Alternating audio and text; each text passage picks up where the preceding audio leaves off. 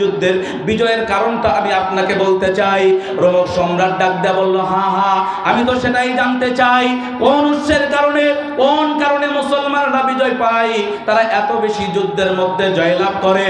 রোমক সম্রাটকে ডাক দেয়া বলে, যুদ্ধের ময়দানে যুদ্ধ যখন শেষ হয়ে যায়, মুসলমানদের যোদ্ধারা তাদের তাঁবুতে যখন ফিরে যায়, আর আমাদের সৈনিকরা আমাদের ব্যারাটে যখন ফিরে আসে, আমাদের তাঁবুতে যখন, আমাদের ক্যাম্পে যখন ফিরে আসে, আমাদের তাঁবুতে ফিরে আসার পরে, আমাদের ক্যাম্পে ফিরে আসার পরে আমাদের সৈন্যরা রাত্রি গভীর পর্যন্ত এরা নাচ দেখে, উত্তাল নেত্রের মধ্যে বিভোর হয়ে যায়, এরা মদ পান করে, আনন্দ উল্লাস করে। রাত্রি যখন গভীর হয়, আমাদের সৈন্যরা ঘুমাইতে যায়।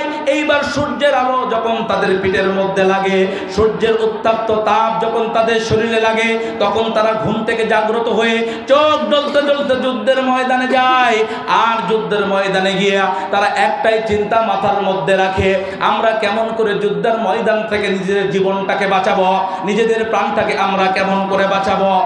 আর পক্ষান্তরে মুসলমানের সৈনিকরা যারা আল্লাহ তাআলার জন্য জিহাদ করে, আল্লাহ তাআলার সন্তুষ্টির জন্য লড়াই করে, আল্লাহর জমিনে আল্লাহর দ্বীন কায়েম করার জন্য যারা যুদ্ধ করে, তারা সন্ধ্যাবেলায় তাড়াতাড়ি খাবার খেয়ে তারা ঘুমিয়ে যায়। ঘুম থেকে যখন ওঠে, রাত্রি গভীর যখন হয়, সেই সময় ঘুম থেকে তারা জাগ্রত হয়। জাগ্রত হওয়ার পরে তারা রোনাজারি করে, কান্নাকাটি করে, তাহাজ্জুদের নামাজের ভিতরে যাই নামাজ ভিজিয়ে দেয়।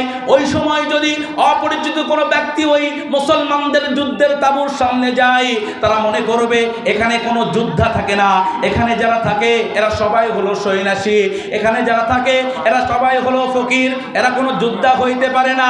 রাত্রি গভীর থেকে নিয়ে এইরকম সুবে সাদেক পর্যন্ত তারা আল্লাহ তাআলার দরবারে রোনাজারি করে।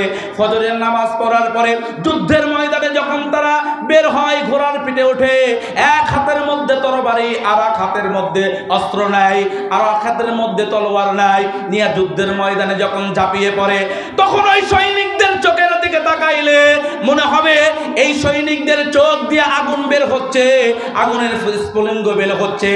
আর মুসলমানদের সৈনিকরা যুদ্ধের ময়দান থেকে পালানোর চেষ্টা করে না, এরা শুধুমাত্র এই চিন্তাই তাদের অন্তরের ভিতরে রাখে, আমরা যুদ্ধের ময়দানে জিহাদ করতে করতে, লড়াই করতে করতে আমরা শহীদ হয়ে যাব, শাহাদতের মর্যাদা লাভ করব।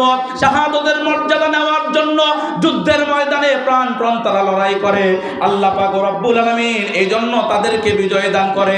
এ মুসলমান আমার ভাইয়েরা, আল্লাহ পাক রব্বুল আলামিন আমাদেরকে শিখিয়ে দিয়েছেন, ইয়া আইয়ুহাল্লাযীনা আমানুস্তাঈনু বিস-সাবরি ওয়াস-সালাহ, হে ঈমানদাররা তোমরা নামাজ এবং ধৈর্যের মাধ্যমে আল্লাহ তাআলার কাছে সাহায্য প্রার্থনা করো। সুবহানাল্লাহ বিহামদি। নামাজ পড়তে রাজি আছেন তো ইনশাআল্লাহ? মুসলমানের ঘর থেকে নামাজ হারিয়ে গিয়েছে, মুসলমানের ঘর থেকে কোরআনের আওয়াজ হারিয়ে গিয়েছে, যার কারণে ফিলিস্তিনে মুসলমানেরা মার খায়, আফগানে মুসলমানেরা মার খায়, এইরকম ইন্ডিয়াতে মুসলমানেরা মার খায়, तमाम পৃথিবীতে মুসলমানেরা মার খায়। এ মুসলমান, আদর্শকে ফিরিয়ে নিয়ে আসতে হবে। রাজি আছেন তো ইনশাআল্লাহ? কে কে রাজি আছেন তো হাত তুলে দেখান। নারায়ে তাকবীর।